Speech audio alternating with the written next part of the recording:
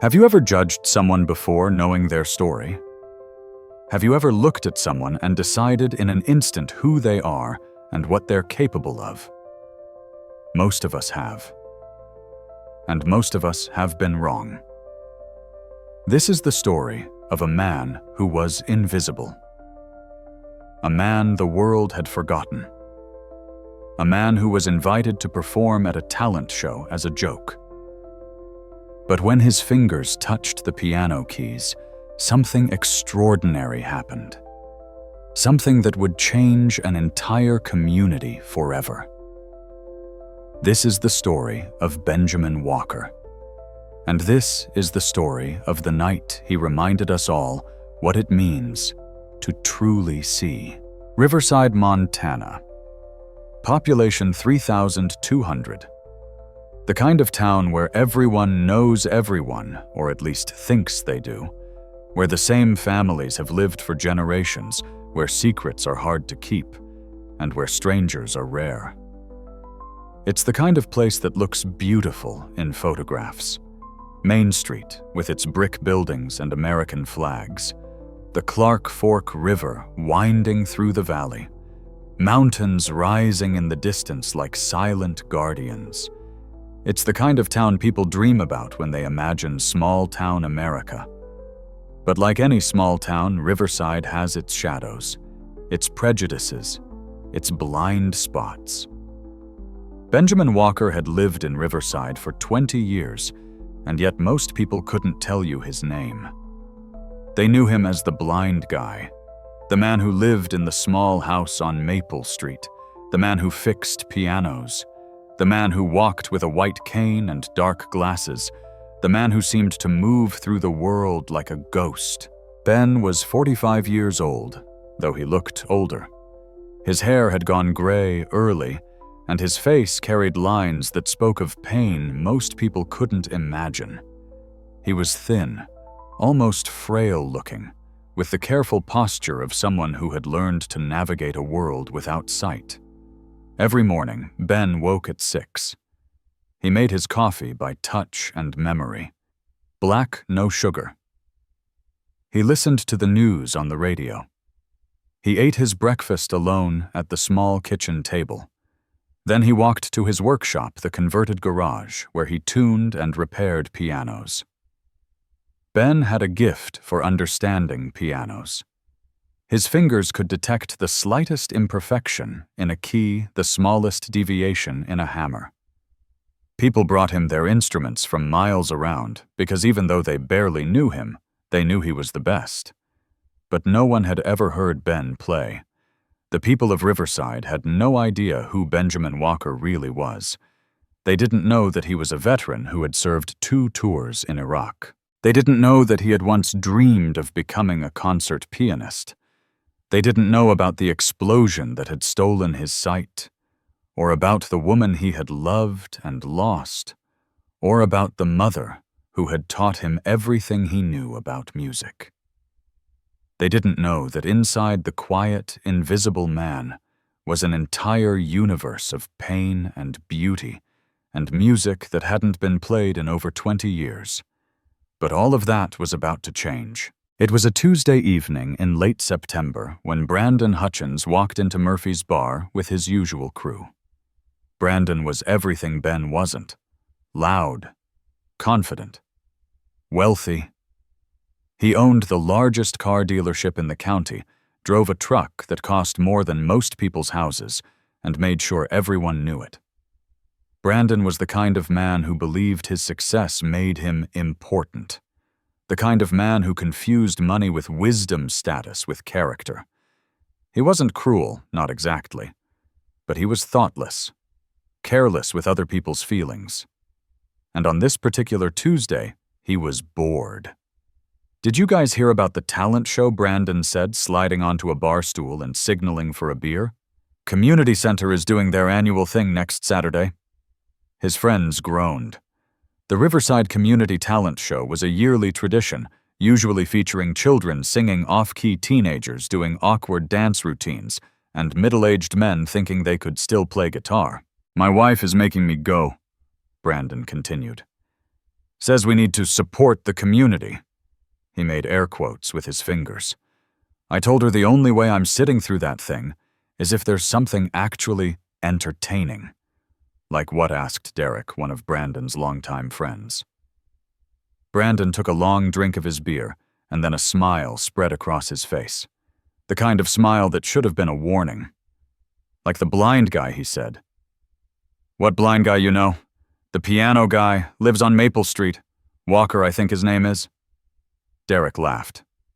What about him? We should get him to perform, Brandon said, and his smile grew wider. Think about it.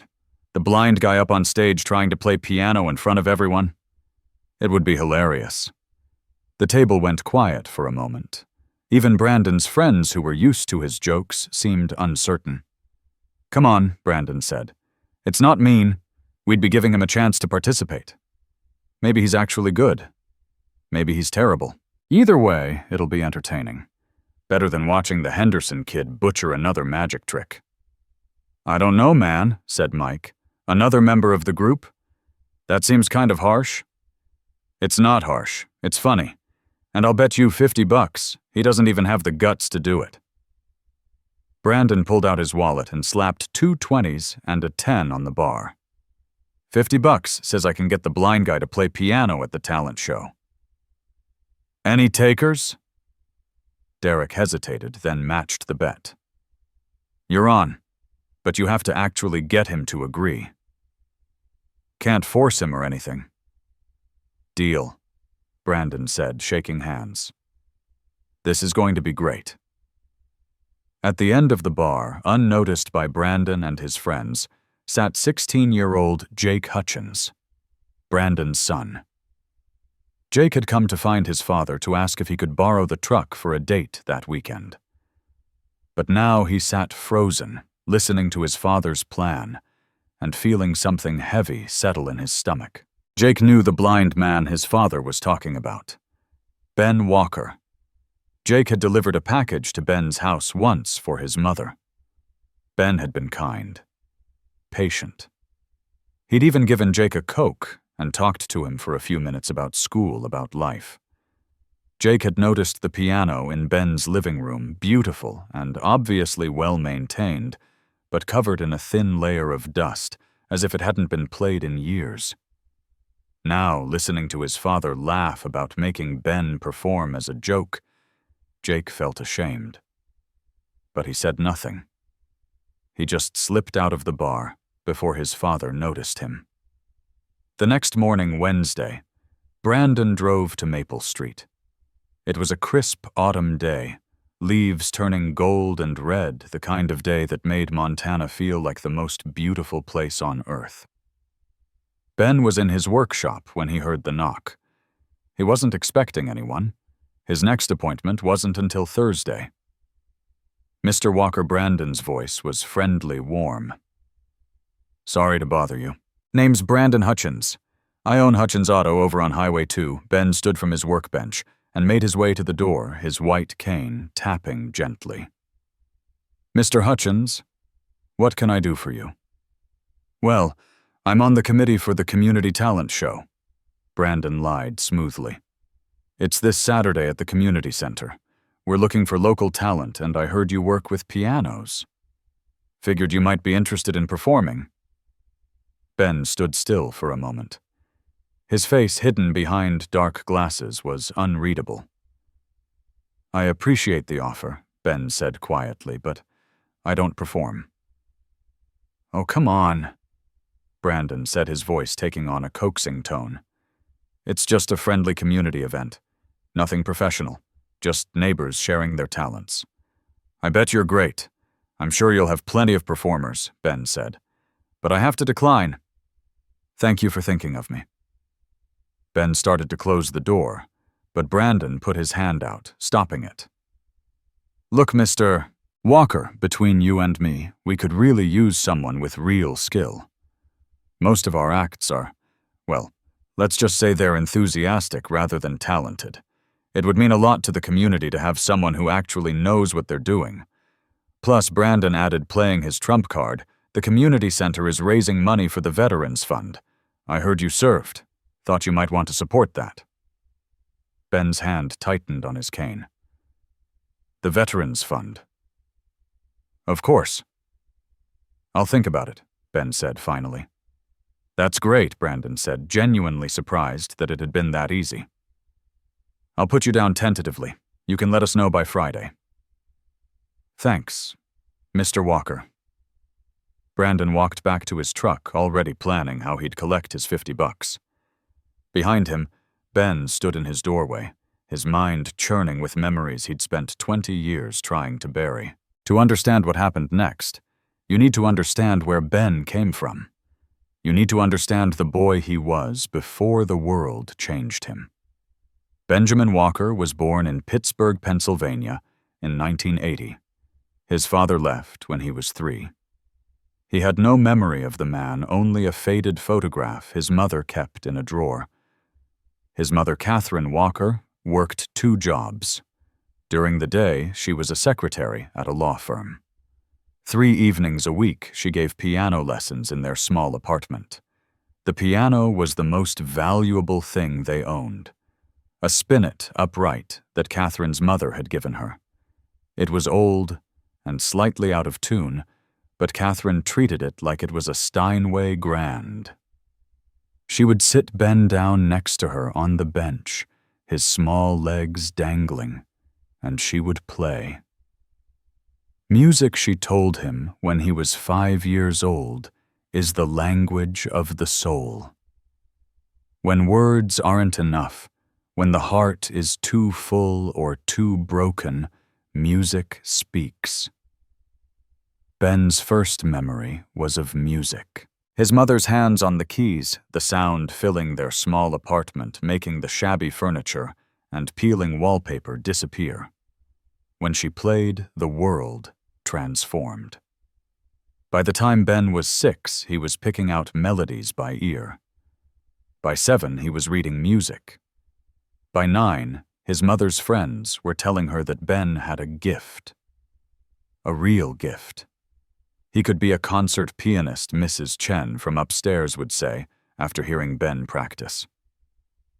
Catherine, that boy has something special. Catherine would smile and ruffle Ben's hair. Maybe she'd say, if he wants it enough. If he works hard enough. Talent is just the beginning. Ben wanted it. God, how he wanted it. While other boys played baseball and video games, Ben practiced. 4 hours a day, sometimes 5. His fingers flew across the keys, translating emotion into sound pain, into beauty. His mother couldn't afford a fancy teacher, but she taught him everything she knew. Technique, theory, but more than that, she taught him to feel the music, to let it move through him like water, like breath. Don't just play the notes, Benjamin, she would say. Tell the story. Make me feel something. And he did. By the time Ben was 15, he was winning regional competitions. By 17, he had scholarships to music schools. A future as bright as a spotlight. But they were poor. So poor. And scholarships didn't cover everything. Ben needed money for living expenses for the extra lessons he'd need to compete at a higher level. So on his 18th birthday, Benjamin Walker made a decision. He walked into a military recruitment office and signed papers to join the Army. 4 years of service, they told him. Then he'd have the GI Bill, enough money to finish school, to become the pianist he was meant to be. His mother cried when he told her. But she understood. She had raised him to be practical, to be strong. 4 years, she said, holding his face in her hands the day he left for basic training. 4 years and then you come back and you play. You play for both of us. Promise me. I promise, Mom, Ben said. He had no idea it was a promise he would never be able to keep. Basic training was hard, but Ben was disciplined. Piano had taught him that. The ability to focus, to push through discomfort, to practice the same passage 1,000 times until it was perfect. Those skills served him well in the Army. He was deployed to Iraq in 2001, just as the war was beginning. Ben was 21 years old, and he had perfect vision, perfect health, and a future waiting for him back home. The desert was nothing like Pittsburgh. The heat, the sand, the constant awareness that danger could come from anywhere. But Ben adapted. He was a good soldier. Careful. Reliable. The kind of guy you wanted watching your back. It was at Forward Operating Base Falcon, 30 minutes outside Baghdad, that Ben met Sarah. Sarah Mitchell was a combat medic, 23 years old, from a small town in Oregon.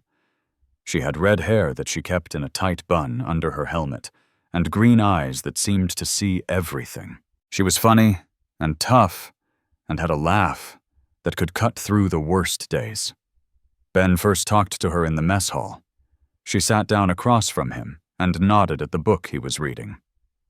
"Chopin," she said, reading the cover. "You a musician?" Ben looked up, surprised. "Yeah. Piano." "You? God, no. Can't carry a tune in a bucket. But my grandmother loved classical music. Used to play it all the time when I was growing up. Chopin was her favorite." They started talking.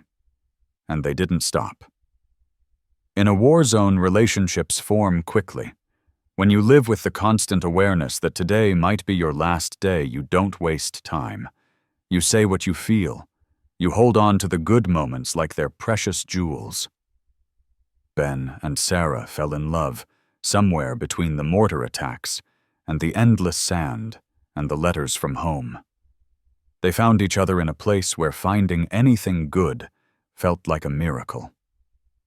There was an old battered piano at the base. Some officer had arranged for it to be shipped over an attempt to give the troops something normal, something human. It was out of tune and missing keys, but Ben would play it sometimes late at night when he couldn't sleep. Sarah would sit and listen, her eyes closed, and for a few minutes they could pretend they were somewhere else. Somewhere safe. "When we get home," Sarah said one night, "I want to hear you play a real piano, in a real concert hall. I want to wear a fancy dress and sit in the audience and cry because you're so beautiful up there." Ben laughed. "That's the plan. 4 years, remember? Then I'm done. Music school. Concert pianist. The whole dream. And me?" Sarah asked, looking at him with those green eyes. "You're the best part of the dream," Ben said. They talked about the future like it was a sure thing, like survival was guaranteed. They made plans. After his service, he'd go to music school. She'd finish her nursing degree. They'd get a small apartment in some city with a real music scene. New York, maybe. Or Chicago. They'd build a life. "I'll work nights," Sarah said, "so I can come to all your performances. I'll be the proudest girlfriend in the world." "Not girlfriend," Ben said. "Wife." They got engaged 6 months before Ben's tour was supposed to end. No ring, not yet, but a promise. As real as anything could be in a place where nothing felt real. "When we're home," Ben said, "I'll get you a proper ring. We'll do it right." Sarah kissed him. "I don't need a ring. I just need you to come home." But life, as it often does, had other plans. It was a routine patrol, or as routine as anything could be in Iraq. Ben's unit was checking a road outside Fallujah for IEDs. They'd done it 100 times. The explosion came without warning. A massive improvised explosive device buried in the road detonated right under the lead vehicle. Ben was in the third vehicle. He survived. But the blast wave, the shrapnel, the sheer force of the explosion did something terrible to his brain. Traumatic brain injury, the doctors called it later. Damage to the occipital lobe. Damage to the optic nerves. Ben woke up in a field hospital 3 days later, his head wrapped in bandages, his vision blurry. Sarah was there holding his hand. "Hey," she said softly when she saw his eyes open. "Welcome back." "What happened?" Ben's voice was rough, confused. IED. You got thrown from the vehicle. Hit your head pretty hard. But you're okay. You're going to be okay. But Ben wasn't okay. Over the next few weeks, his vision got worse instead of better. The doctors ran tests, CT scans, MRIs, neurological evaluations. The damage was permanent, they finally told him. The blast had destroyed the pathways between his eyes and his brain. His eyes themselves were fine, but the signals weren't getting through. He was going blind, and there was nothing they could do. It happened slowly, which somehow made it worse. First, Ben lost peripheral vision. Then colors started to fade. Then details. It was like watching the world through a window that was slowly, inexorably being covered in thick black paint. 6 months after the explosion, Benjamin Walker was completely blind. He was 23 years old. His military career was over. Medical discharge. He was sent home with a disability rating, a small monthly check, and a white cane he didn't know how to use. His dream of becoming a concert pianist was over. Everything was over. Sarah refused to let him go. She took leave, flew back to the States with him. She was there when Ben arrived at his mother's apartment in Pittsburgh, when he broke down sobbing in the doorway because he couldn't see his mother's face. Catherine Walker had aged in the years Ben had been gone.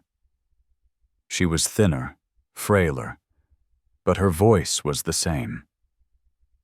Her hands, when she held Ben's face, were the same. "We'll figure it out," she said firmly. "You're home. You're alive. We'll figure out the rest." But there was something Catherine wasn't telling him. Something she'd hidden in her letters, not wanting to burden him while he was at war. She was sick. Cancer. Stage 3 when they'd found it. Stage 4 now. Ben only learned the truth 2 weeks after he came home, when Sarah sat him down and gently explained that his mother had been fighting this battle alone for over a year. "Why didn't she tell me?" Ben asked, his voice broken. "Because she loves you," Sarah said simply. "Because you were in a war zone, and she didn't want you worrying about her when you needed to focus on staying alive." Catherine Walker died 3 months later. She died in her apartment in her bedroom with Ben holding one hand and Sarah holding the other. Her last words were barely a whisper. "Play for me, Benjamin. Just once more." But Ben couldn't. The piano was right there in the living room, but Ben couldn't make himself walk to it, couldn't make his hands touch the keys. Because how could he play when he couldn't see the keys, when he couldn't see the music, when everything that mattered had been taken away? So Catherine died in silence. And something in Ben died with her. After the funeral, Sarah moved Ben into her apartment. She was patient, loving. She enrolled them both in classes for the blind, teaching Ben how to navigate with a cane, how to read Braille, how to cook and dress and live independently. "You're not broken," she told him when he was at his lowest. "You're different now. That's all. Different doesn't mean less." Slowly, painfully, Ben learned to live in darkness. And slowly, Sarah convinced him to try piano again. "Your mother was right," Sarah said one day. "You don't play with your eyes, you play with your hands, with your heart. The music is still inside you, Ben. It didn't go anywhere." So Ben tried. He sat at the piano, and he put his hands on the keys, and he tried to remember. His fingers found the notes. Muscle memory from thousands of hours of practice. But it felt wrong. Empty. Like singing with no voice. He couldn't feel the music anymore. He could play the notes technically correct, mechanically precise. But the soul was gone. The connection was severed. Ben gave up, but Sarah didn't give up on him. She stayed. Through the depression, through the anger, through the nights when Ben wished the explosion had just killed him outright. She stayed. And gradually, very gradually, Ben started to believe that maybe life could still have meaning. Maybe not the meaning he'd planned, but something. Sarah enrolled in nursing school at the University of Pittsburgh. Ben got a job with a local piano technician learning to tune and repair instruments. It turned out blindness was actually an advantage in piano tuning. You could hear imperfections better when you weren't distracted by sight. And eventually, 3 years after the explosion that had changed everything, Ben asked Sarah to marry him. For real this time.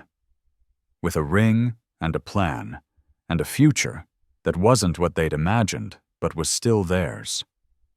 Sarah said yes. They set a date. June 15th. A small wedding. Just family and close friends. They'd get married in the courthouse, have a simple reception at Sarah's favorite restaurant. Nothing fancy. Just a commitment, a promise that they would build a life together even in the darkness. Ben let himself believe it. Let himself hope. And then 3 weeks before the wedding, Sarah Mitchell got in her car to drive home from a late-night shift at the hospital where she was doing her clinical rotation. She never made it home. A drunk driver ran a red light at 45 miles an hour. Sarah died instantly. Ben got the call at 2 a.m. from a police officer whose voice was gentle but firm. He was sorry for the loss. They'd need someone to come identify the body. Ben couldn't. He couldn't see. Couldn't confirm. Couldn't even look at the woman he loved one last time.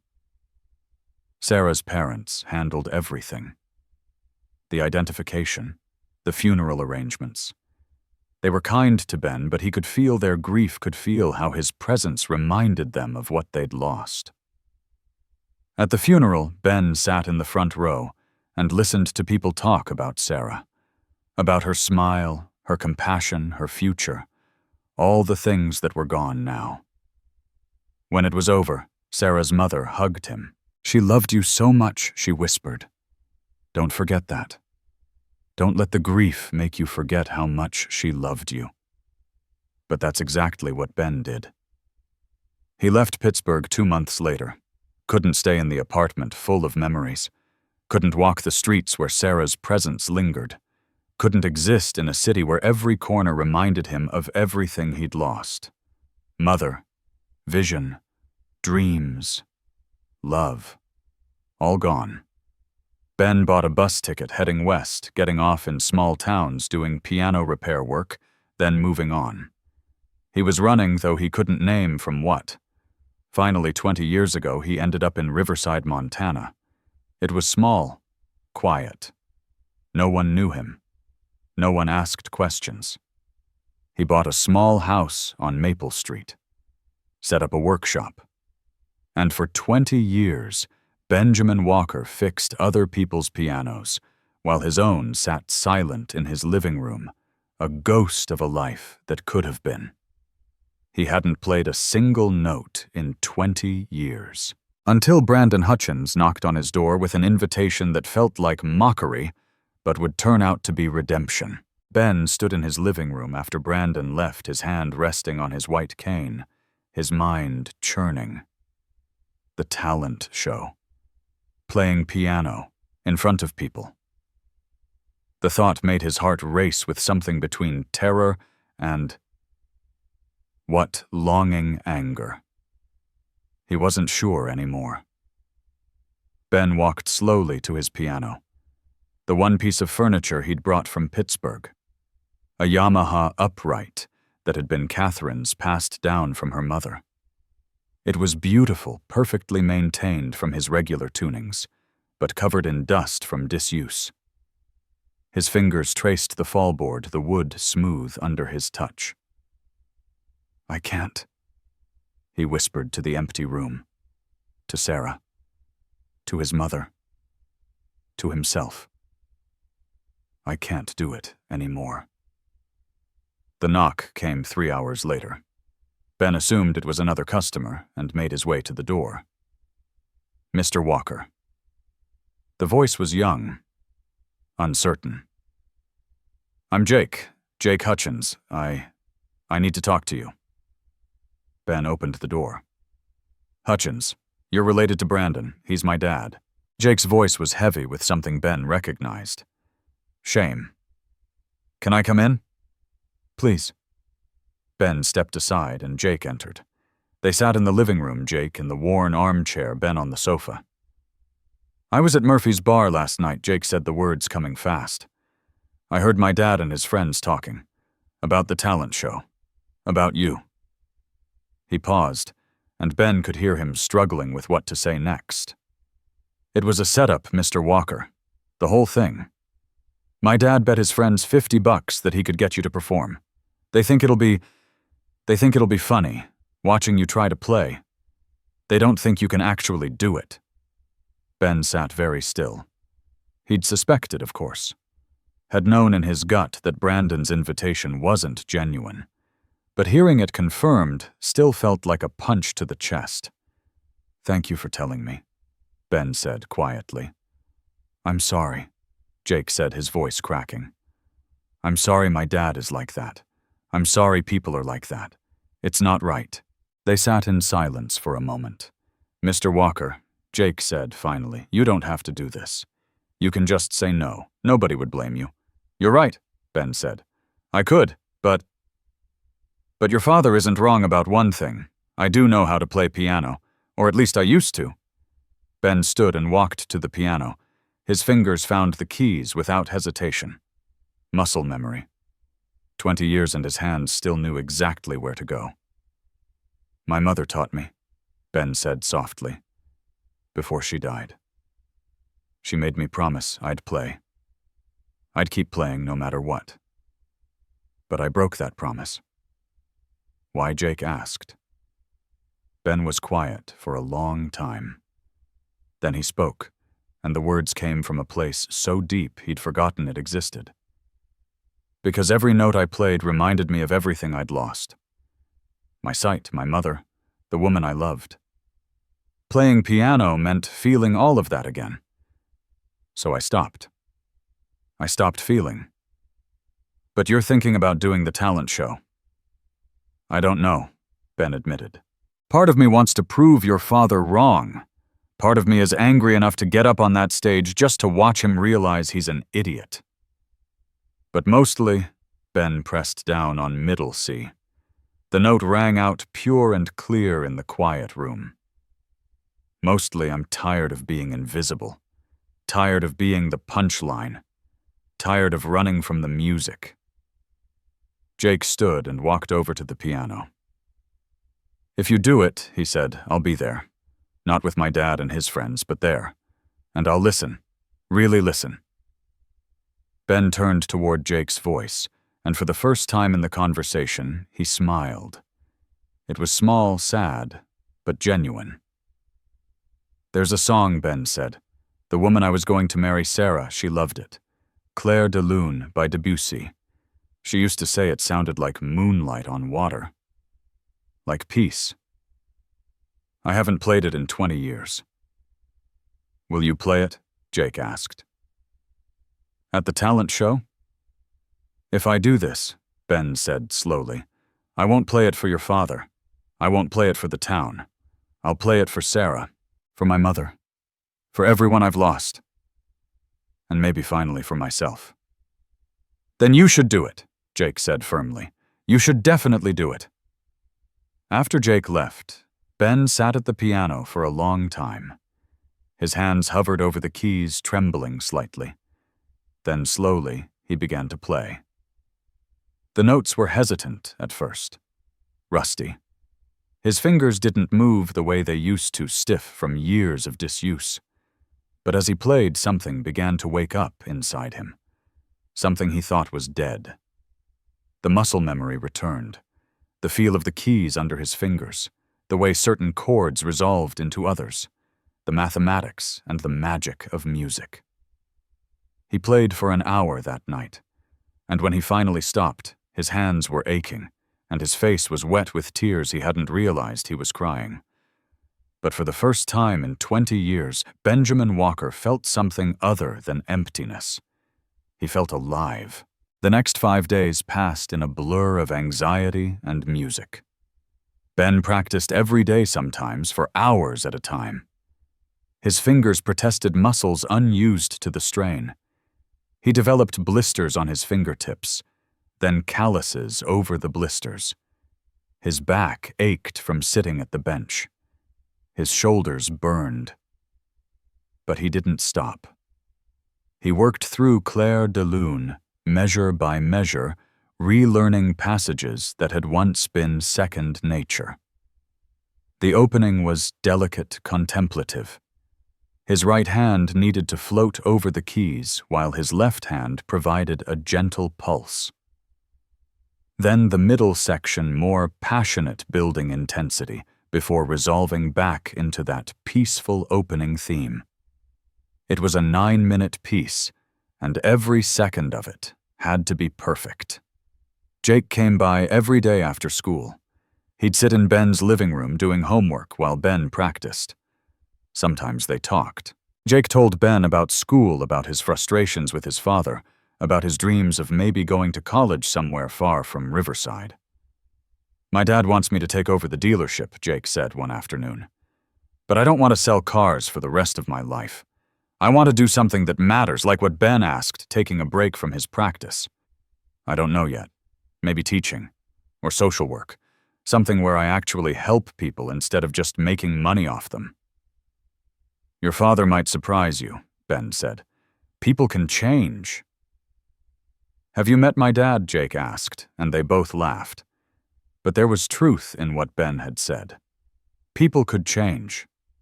Ben was changing. Every day he practiced, every note he played, he felt himself coming back to life.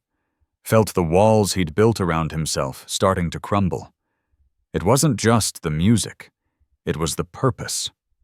The goal. For 20 years, Ben had drifted through life without direction. Now he had something to work toward, even if it was just one 9-minute performance. On Thursday, Jenny Martinez came to visit.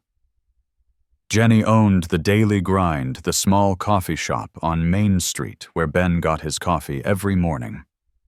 She was in her early 50s, a widow who had moved to Riverside 10 years ago after her husband died. She and Ben had a nodding acquaintance, nothing more. But Jenny had always been kind, had always remembered that he took his coffee black. "Ben," she said when he opened the door, "I heard you're performing at the talent show." "Word travels fast," Ben said. "It's a small town." Jenny hesitated. "Look, I don't know if you know this, but Brandon Hutchins is telling everyone that he invited you as a joke. People are coming to the show expecting to laugh at you." Ben's jaw tightened. "I know. Then why are you doing it?" It was a fair question. Ben invited Jenny in, made her tea, and they sat in the living room. "For 20 years, Ben said slowly, I've been a ghost in this town. I've let people ignore me, look through me, treat me like I'm not really here. And I told myself it was fine, that I preferred it that way, but the truth is I was hiding. From life, from pain, from everything. And now I'm tired of hiding. Maybe I'll fail. Maybe I'll sit down at that piano and freeze up.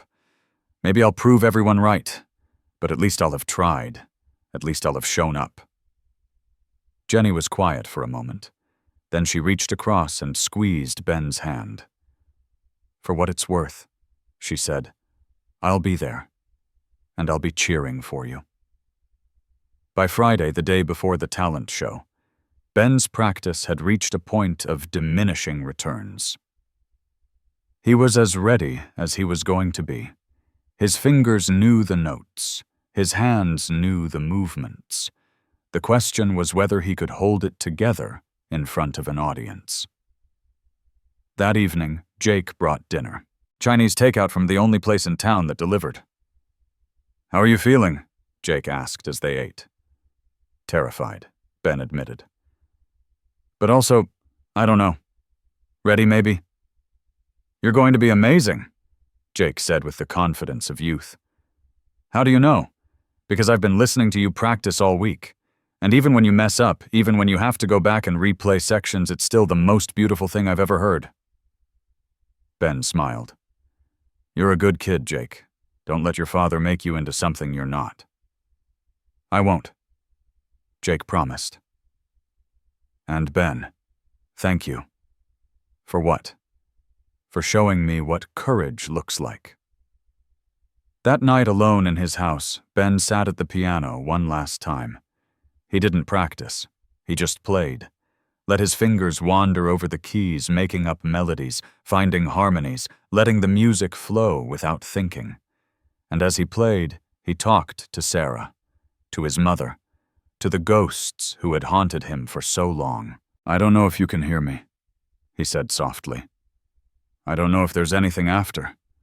But if you're there, if you're listening, I want you to know I'm sorry. Sorry it took me so long. Sorry I wasted 20 years being afraid. Tomorrow I'm going to play. I'm going to play for you, for us, for the life we should have had. The house was quiet. No answer came. But somewhere in the silence, Ben felt something shift. Felt a weight lift from his shoulders. Felt forgiveness, whether from his ghosts or from himself, he couldn't say. Tomorrow, he would walk onto that stage. Tomorrow, he would show Riverside who Benjamin Walker really was. Tomorrow, everything would change. Saturday morning dawned clear and cold. October in Montana, the air crisp with the promise of winter. Ben woke early, his stomach churning with nerves. He showered, shaved, dressed in his best clothes. Dark slacks, a button-down shirt, a blazer that still fit from 20 years ago. He ran his hands over the fabric, remembering Sarah helping him pick it out for a military formal event.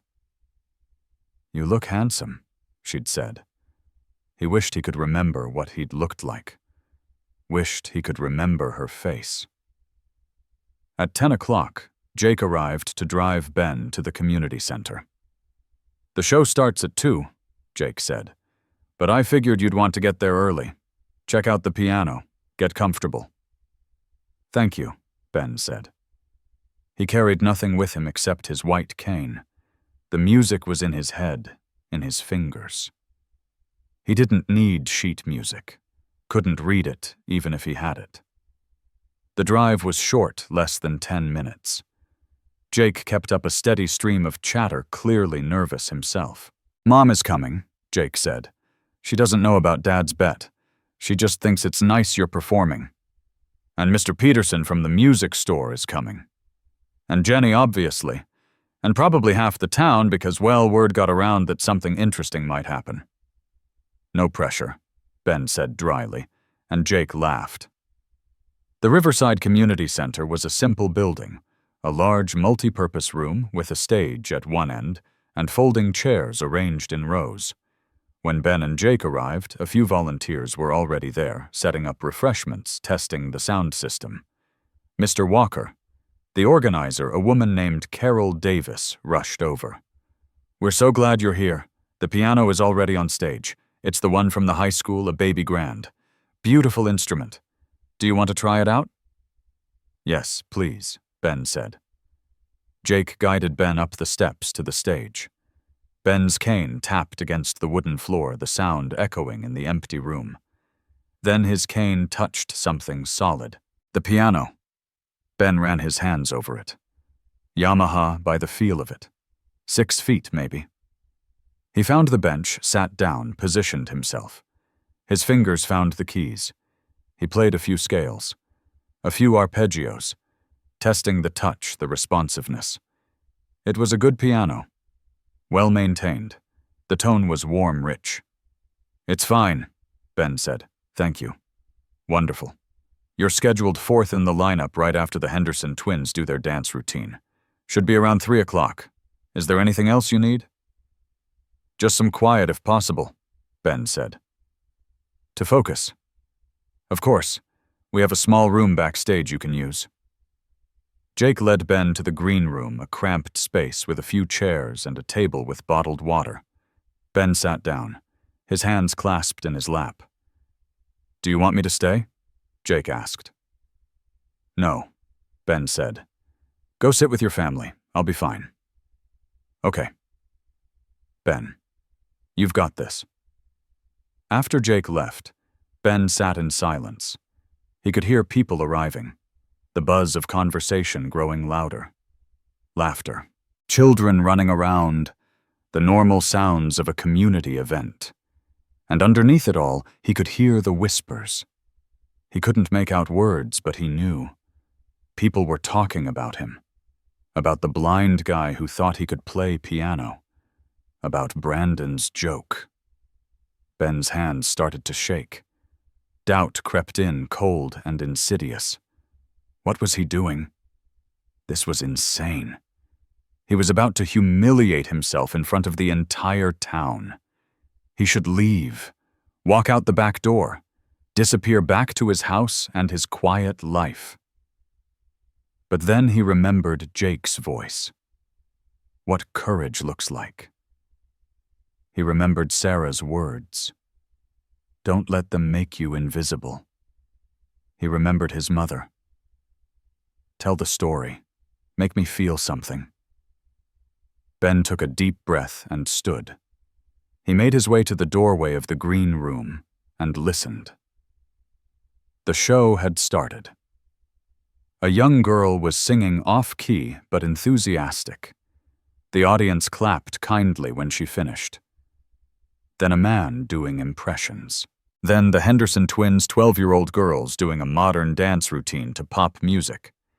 Then Carol's voice over the microphone. "Thank you, girls. That was wonderful. Now for our next performer, we have a special treat. Benjamin Walker will be playing piano for us. Let's give him a warm Riverside welcome." The applause was polite, scattered. Ben could hear the undertone of curiosity, of skepticism. Jake appeared at his elbow. "Ready." "As I'll ever be," Ben said. They walked together toward the stage.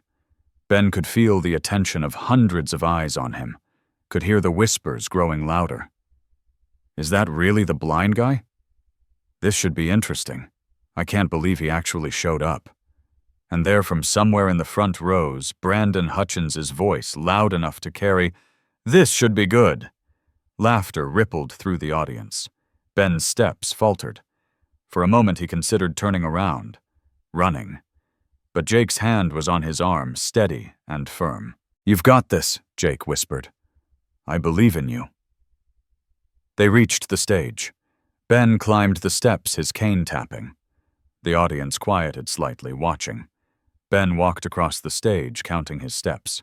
7 steps to the piano. He'd memorized it earlier. His shin bumped the bench. He turned, sat down, adjusted his position. The room was silent now, waiting. Ben placed his hands on the keys. They were cool under his fingers. Familiar, like coming home. He heard someone cough, heard the creak of chairs as people settled in. Heard Brandon say quietly, but not quietly enough, "Here we go." More laughter. Nervous this time. Ben closed his eyes. Not that it made any difference, but it helped him focus. Helped him block out the audience, the skepticism, the cruelty.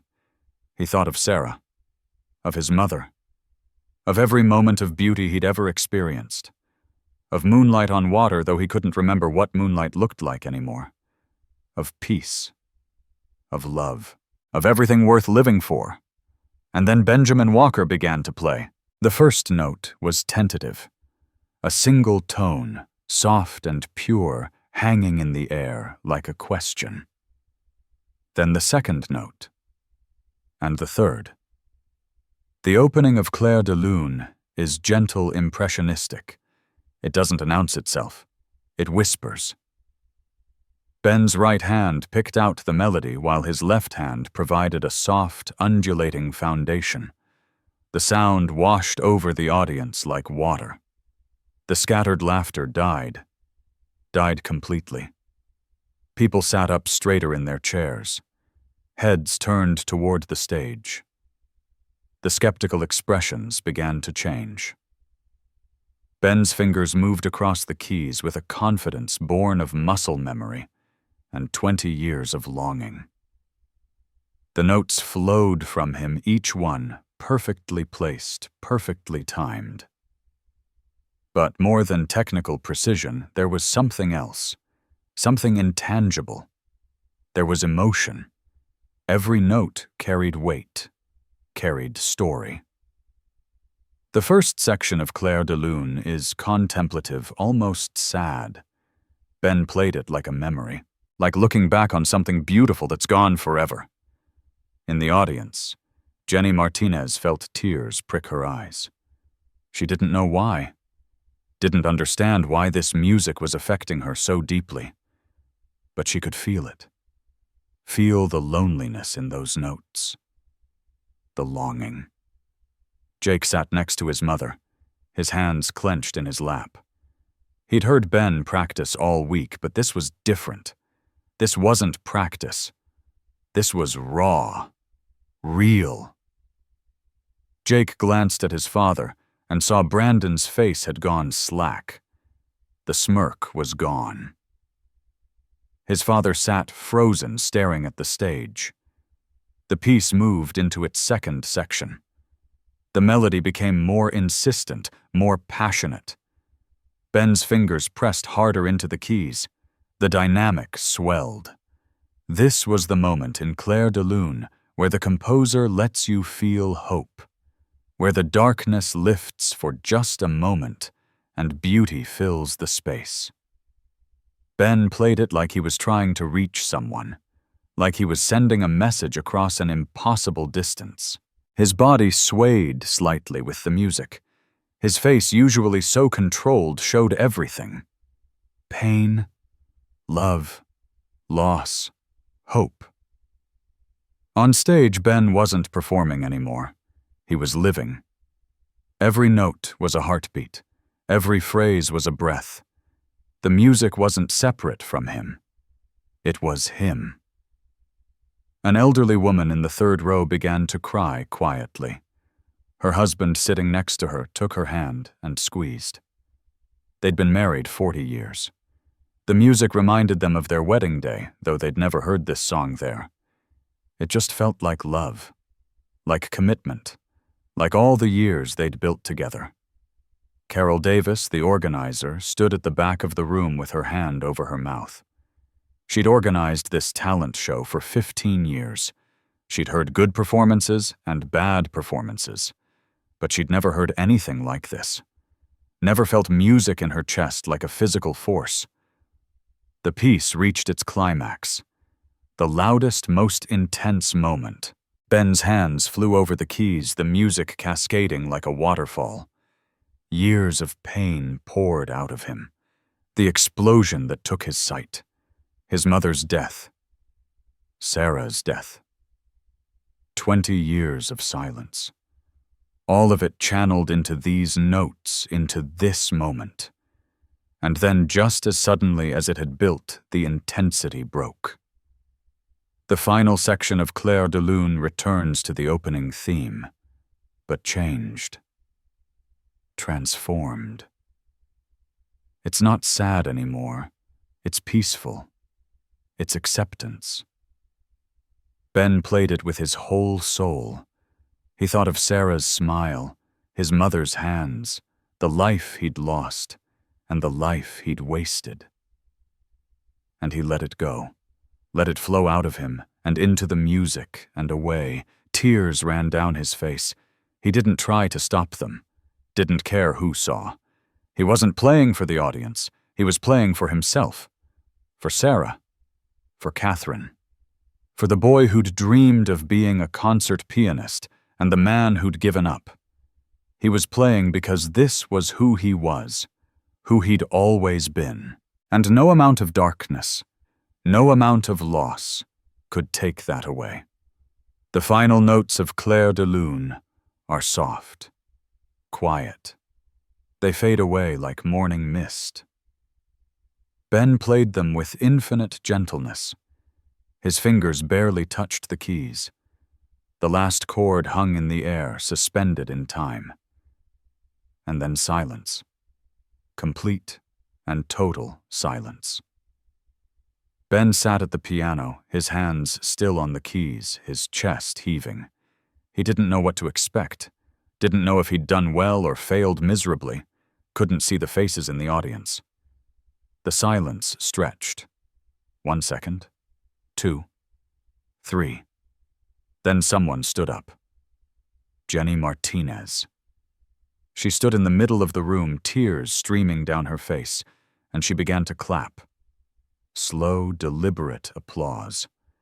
Then someone else stood, the elderly woman in the third row. Then her husband. Then Carol Davis. Then Jake, pulling his mother up with him. Then person after person after person.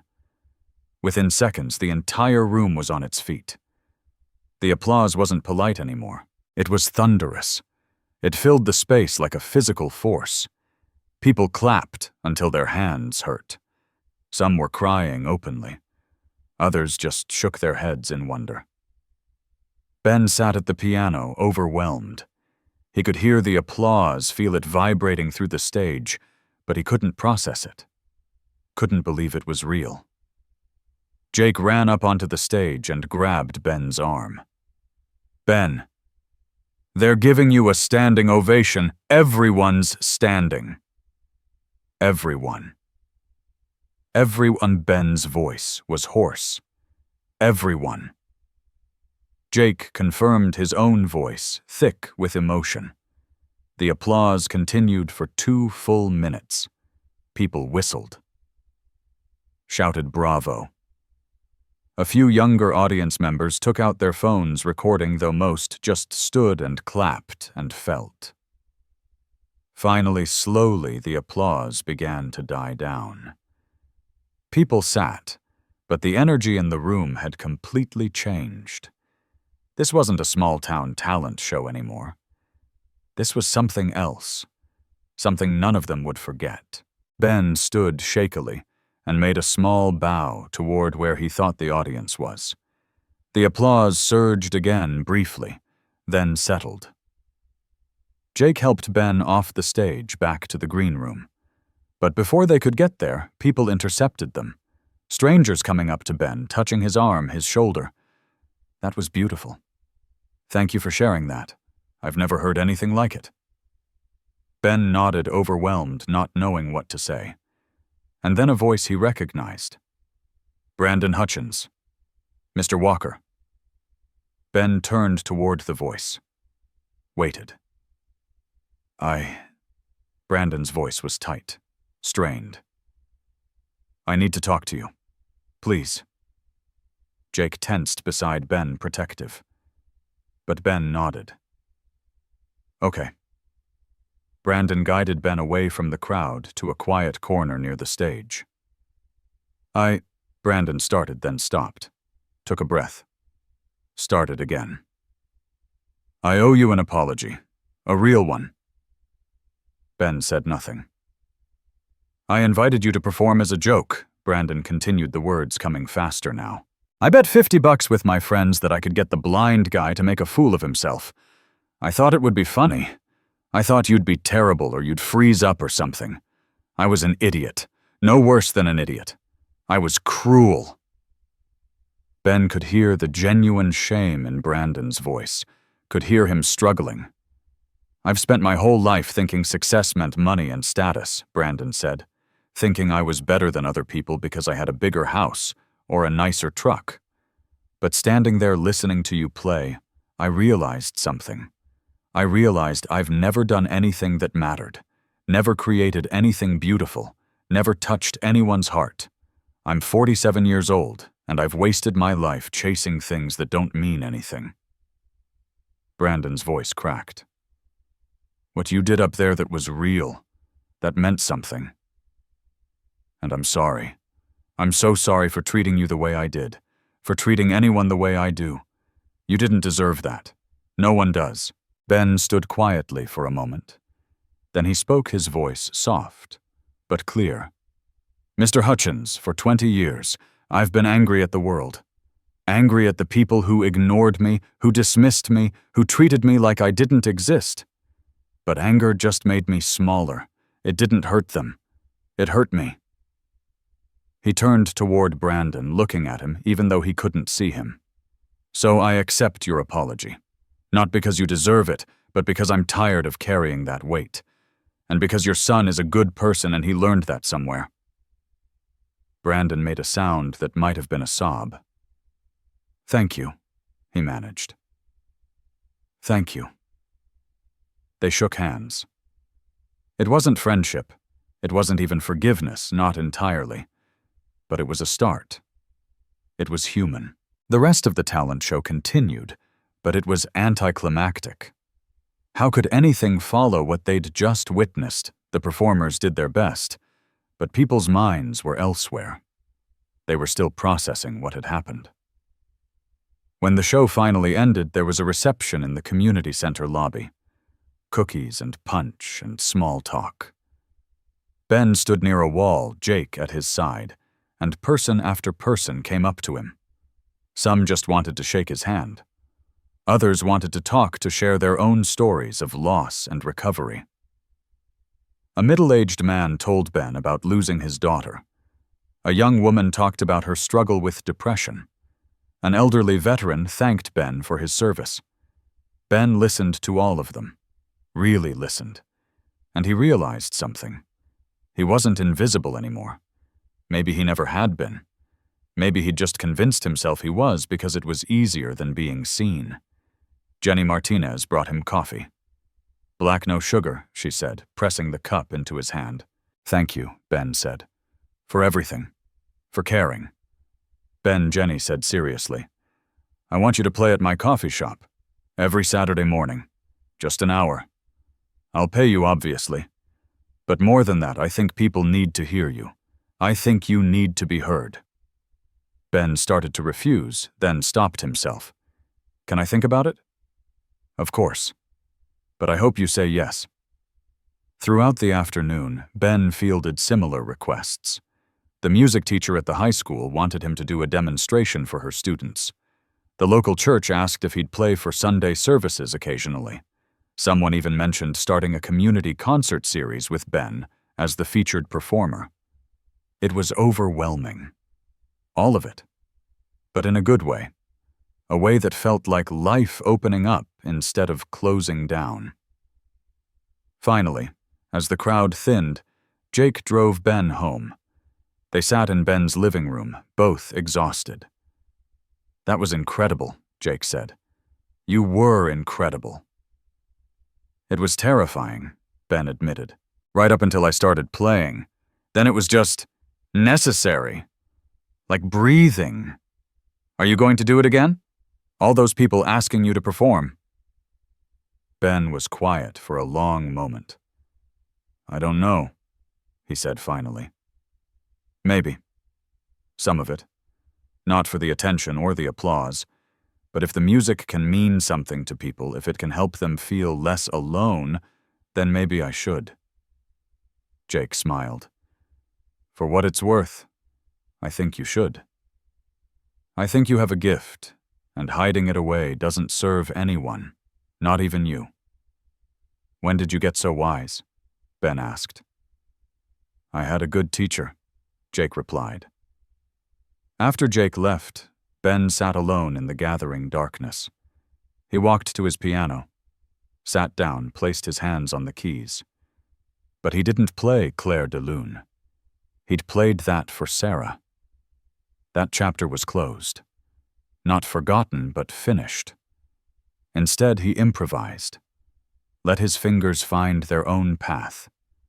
Created something new. Something that was just his. Present tense instead of past. The music that came out was lighter than Clair de Lune. Not as sad. It had hope in it. Possibility. It sounded like a door opening. Like morning. Like maybe, just maybe, there was still time to build something beautiful. 3 months later. Winter had settled over Riverside. Snow covered the mountains and turned Main Street into a Christmas card. The temperature hovered around 20 degrees, but the sun was bright and the sky was impossibly blue. Every Saturday morning, Benjamin Walker played piano at the Daily Grind coffee shop. Just an hour from 9 to 10. Jenny had pushed 2 tables together to make room for an upright piano, and every week the space was packed. People came from all over the county to hear him. They ordered coffee and sat in silence, listening. Some came every week. Others came once and carried the memory with them.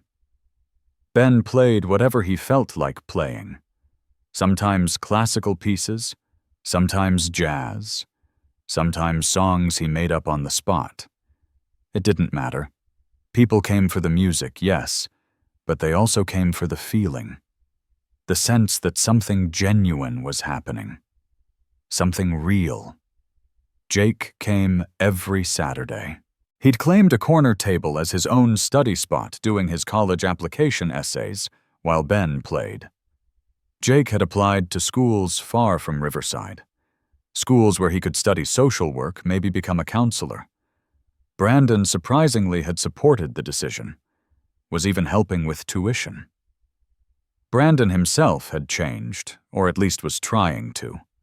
He came to one of Ben's performances, sat in the back, said nothing. But the next week, he'd made a substantial donation to the Veterans Fund. And the week after that, he'd quietly given his winnings from the bet back to Ben, along with a note that just said, "For music lessons for kids who can't afford them." It wasn't redemption. But it was something. Jenny had become one of Ben's closest friends. They had coffee together after his Saturday performances, talking about music and life and the strange way healing happens when you're not looking. And Ben himself, he was different too. Not fixed. He'd never be fixed, never get his sight back, never stop missing his mother and Sarah. But he was alive in a way he hadn't been for 20 years. He still lived alone, still fixed pianos during the week, still walked with his white cane, and navigated a world he couldn't see. But he wasn't invisible anymore. And more importantly, he wasn't hiding. On this particular Saturday, as his hour at the Daily Grind came to an end, Ben finished with a piece he'd written himself. He'd titled it Sarah's Theme, though he hadn't told anyone that. It was bright and sad, at the same time, hopeful and mournful. It sounded like love and loss and learning to live with both. When the last note faded, the audience applauded. Ben stood bowed slightly and made his way to his corner table where Jenny had coffee waiting. "Beautiful as always," she said. "Thank you," Ben replied. They sat in comfortable silence for a moment, the coffee shop slowly emptying as people headed back to their Saturday errands. Jenny said quietly, "Can I ask you something?" "Of course. Do you regret it?" "Any of it. The war, the injury, the years you lost." Ben considered the question carefully. A year ago, even a month ago, he might have said yes. Might have said he'd give anything to have his sight back, to have Sarah back, to have the life he'd planned. "But now I can't regret what made me who I am," Ben said slowly. "The pain, the loss, even the 20 years I wasted hiding from life, it all brought me here, to this moment, to this music. If I could go back and change things, would I? Maybe. Probably. But I can't. So I choose to believe it meant something, that it means something." He smiled, a real smile. "Besides, if I'd had the life I planned, I wouldn't have met Jake. Wouldn't be sitting here with you. Wouldn't have learned that sometimes the most beautiful music comes from the broken places." Jenny reached across the table and squeezed his hand. "For what it's worth, I'm glad you're here." "Me too," Ben said.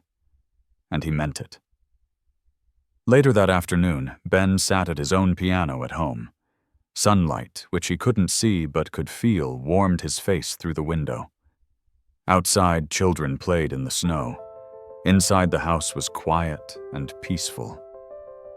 Ben placed his hands on the keys and played, not for an audience, not for a purpose, just because the music was there inside him asking to be born. And as he played, he thought about the journey that had brought him here. From Pittsburgh to Iraq, from sight to blindness, from love to loss, to love again, different but real. He thought about the boy he'd been dreaming of concert halls and applause. He thought about the man he'd become broken and rebuilt into something unexpected. And he thought about the future, which for the first time in 20 years didn't feel like something to be endured, but something to be lived. Sometimes we judge people without knowing their stories. We see the surface, the disability, the quiet life, the person who doesn't quite fit our expectations. And we make assumptions. We decide we know who someone is without ever asking. But everyone has music inside them. Everyone has a story worth hearing. Every core one has value that goes deeper than what we can see. Benjamin Walker spent 20 years invisible. And then one day, he chose to be seen. He chose to share his gift, his pain, his truth. And in doing so, he reminded an entire community what it means to be human. What stories are you missing because you're not really looking? What music will you never hear because you decided someone wasn't worth listening to? If this story moved you, share it. Not for the views or the likes, but because maybe someone else needs to hear it. Maybe someone else is hiding, thinking their music doesn't matter anymore. Maybe they need to be reminded that it's never too late to be seen. And if you want to hear more stories about real people overcoming real struggles about the hidden heroes in everyday life, subscribe to this channel. Hit the notification bell, because everyone has a story, and every story deserves to be told. Thank you for listening to Benjamins.